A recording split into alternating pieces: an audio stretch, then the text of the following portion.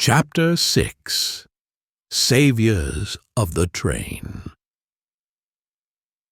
The Russian gentleman was better the next day, and the day after that better still, and on the third day he was well enough to come into the garden.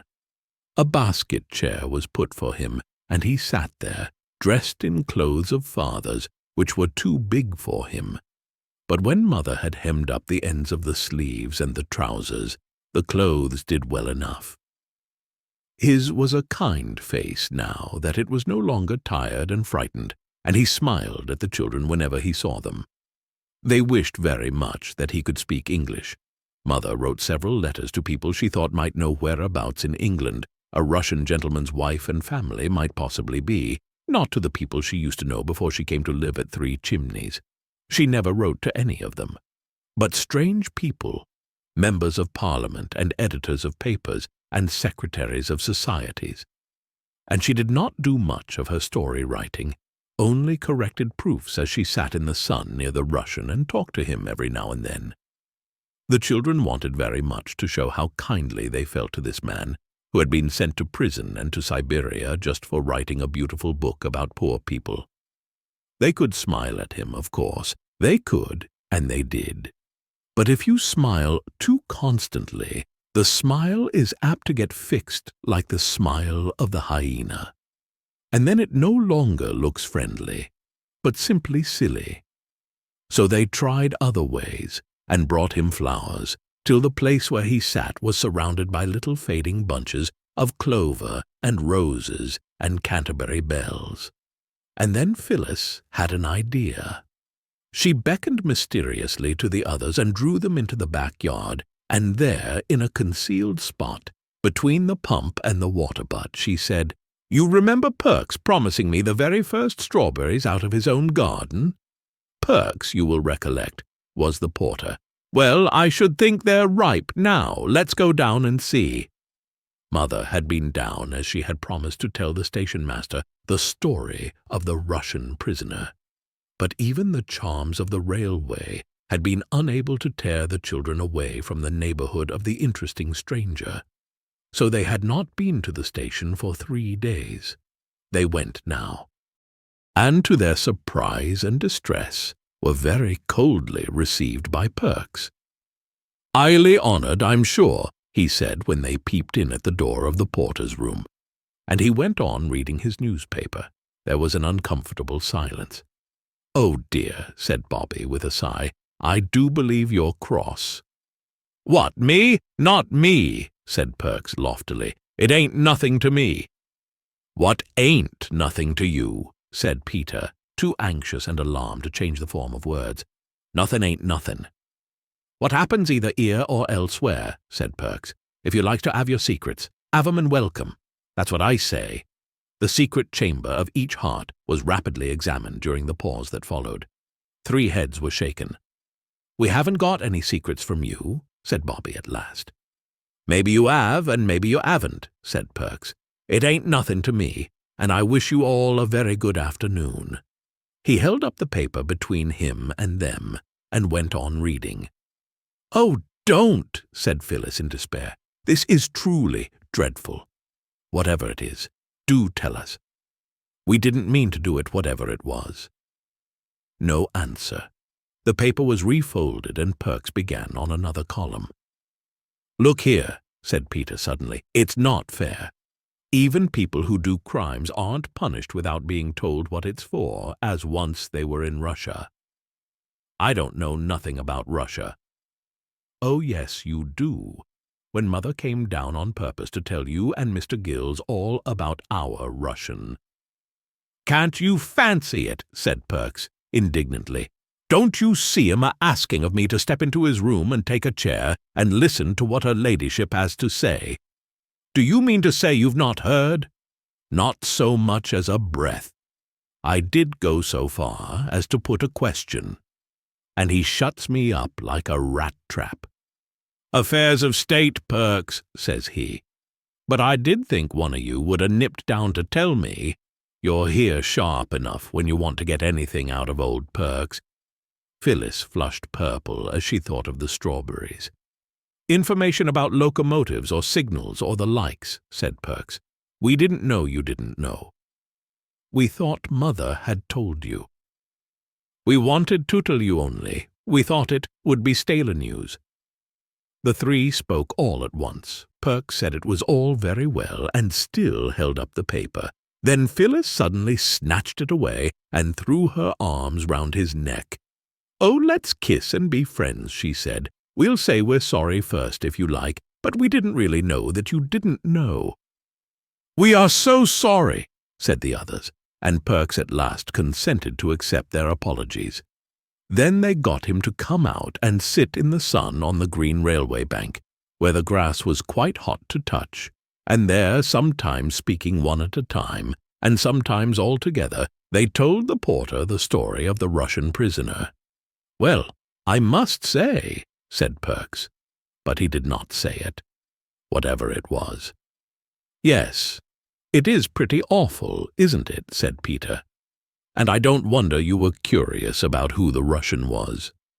"I wasn't curious, not so much as interested," said the porter.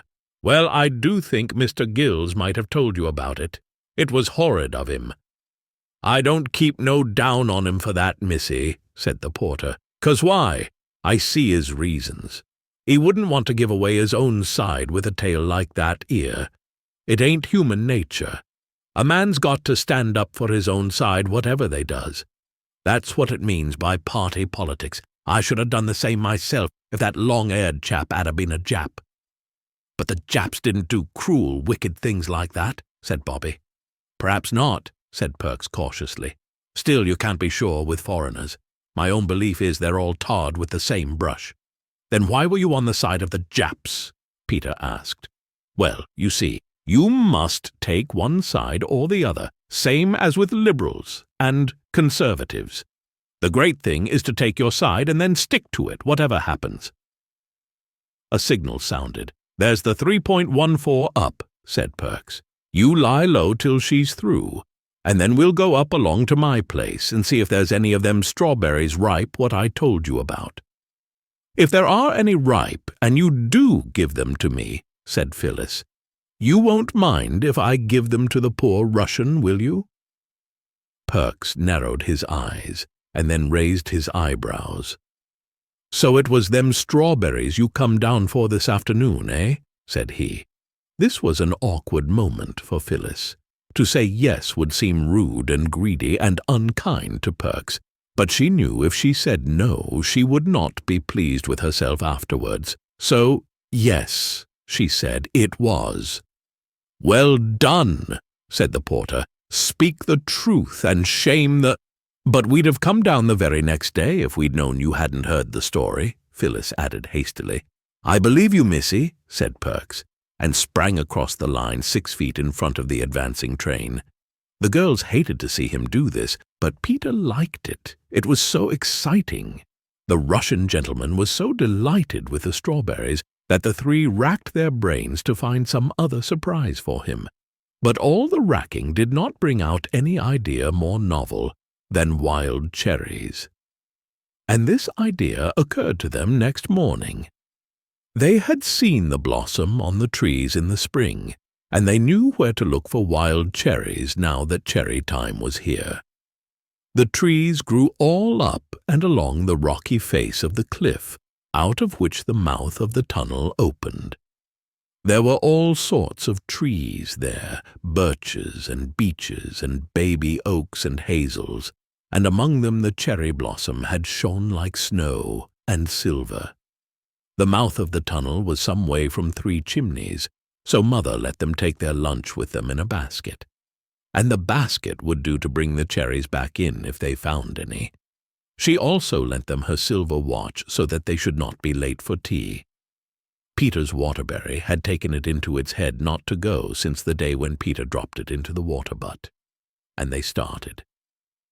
When they got to the top of the cutting, they leaned over the fence and looked down to where the railway lines lay at the bottom of what, as Phyllis said, was exactly like a mountain gorge.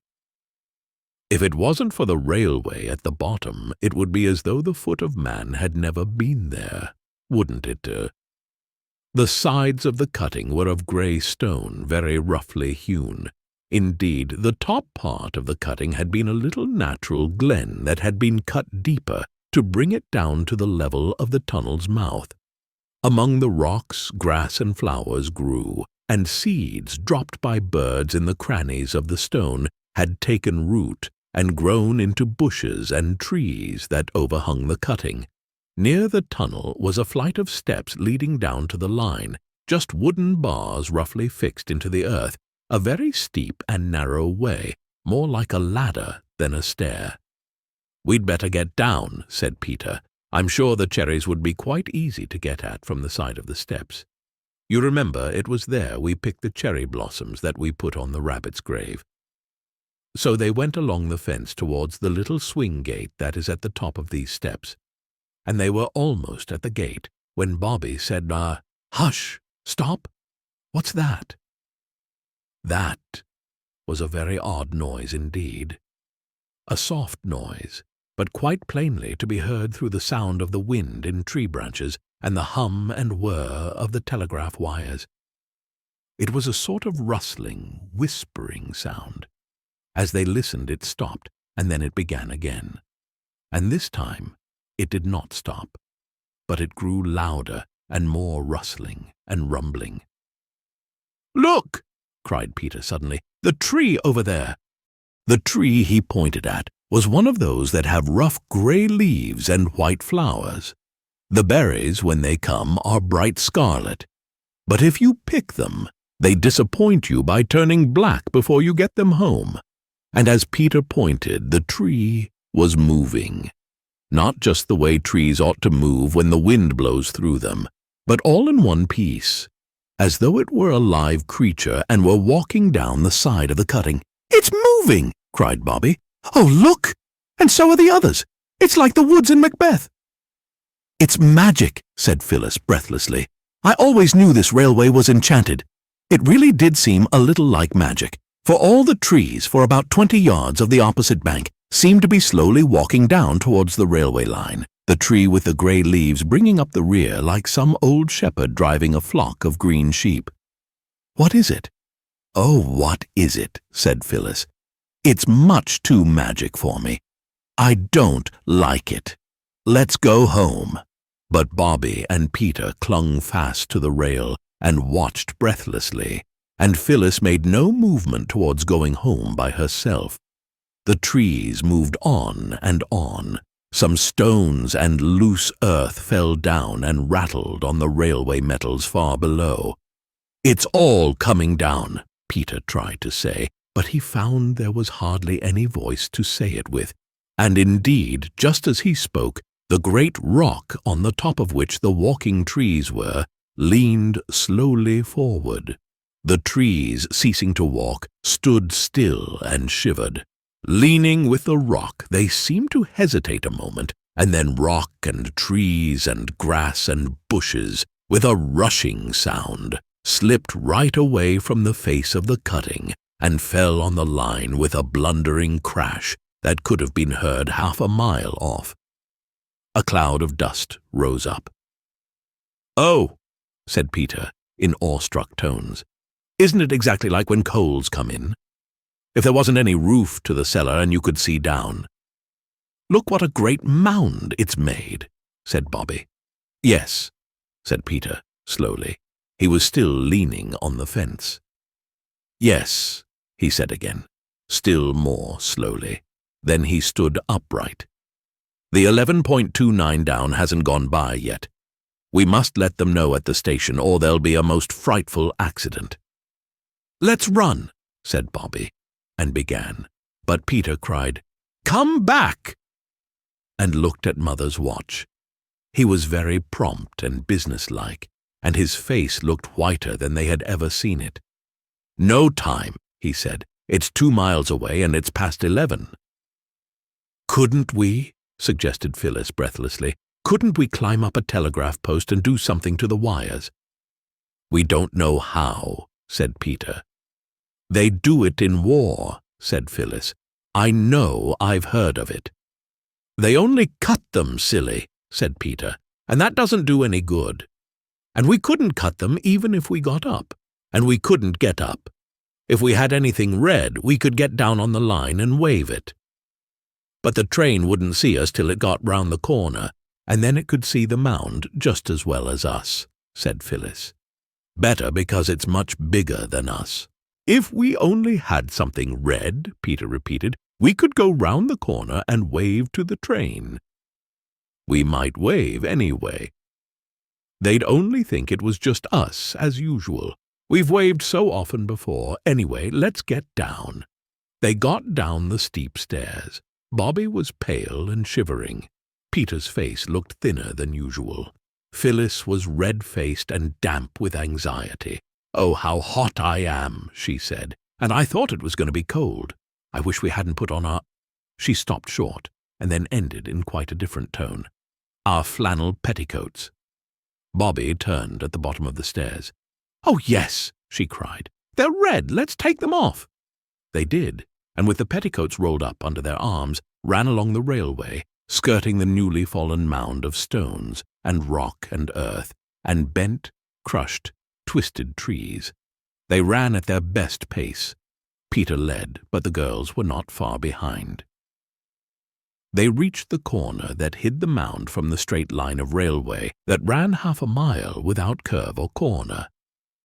"Now," said Peter, taking hold of the largest flannel petticoat, "you're not—" Phyllis faltered. "You're not going to tear them." "Shut up," said Peter, with brief sternness. "Oh, yes," said Bobby. "Tear them into little bits if you like. Don't you see, Phil, if we can't stop the train, there'll be a real live accident with people killed. Oh, horrible! Here, Peter, you'll never tear it through the band." She took the red flannel petticoat from him and tore it off an inch from the band. Then she tore the other in the same way. "There," said Peter, tearing in his turn. He divided each petticoat into 3 pieces. "Now we've got 6 flags." He looked at the watch again. "And we've got 7 minutes. We must have flagstaffs." The knives given to boys are, for some odd reason, seldom of the kind of steel that keeps sharp. The young saplings had to be broken off. 2 came up by the roots. The leaves were stripped from them.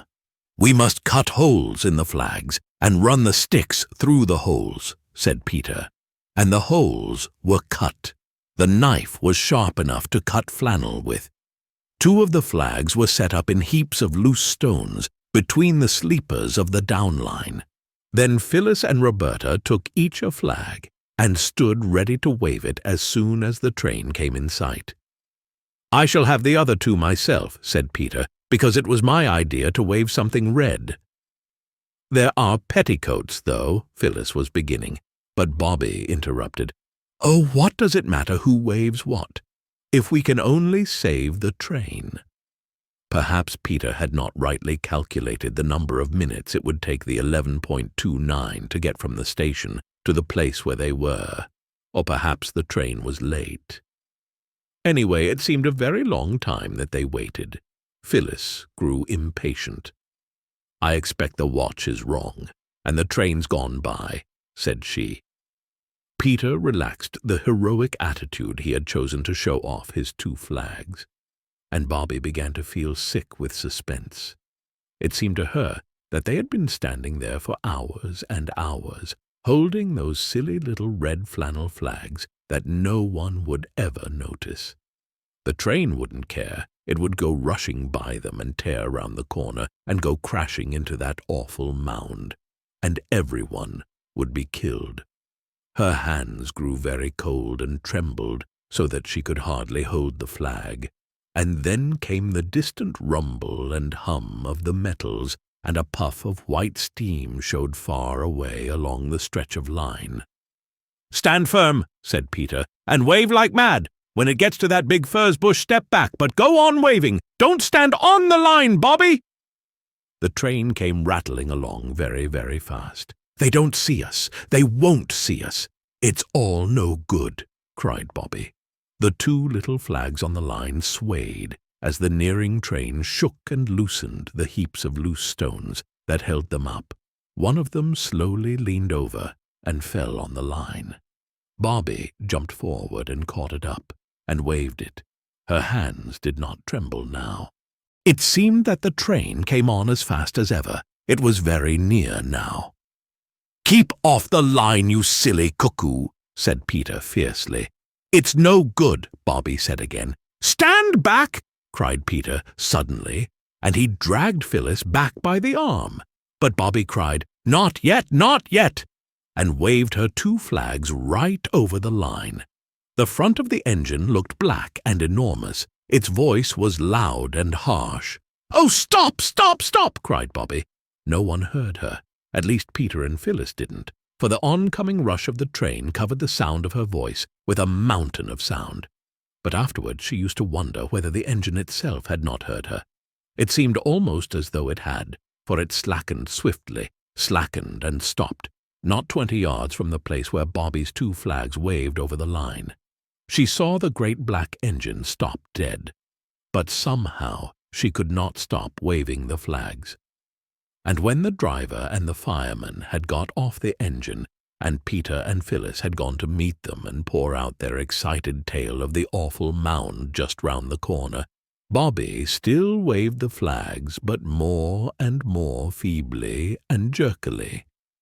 When the others turned towards her, she was lying across the line, with her hands flung forward and still gripping the sticks of the little red flannel flags. The engine driver picked her up, carried her to the train, and laid her on the cushions of a first-class carriage. "Gone right off in a faint," he said, "poor little woman, and no wonder. I'll just have a look at this 'ere mound of yours, and then we'll run you back to the station and get her seen to."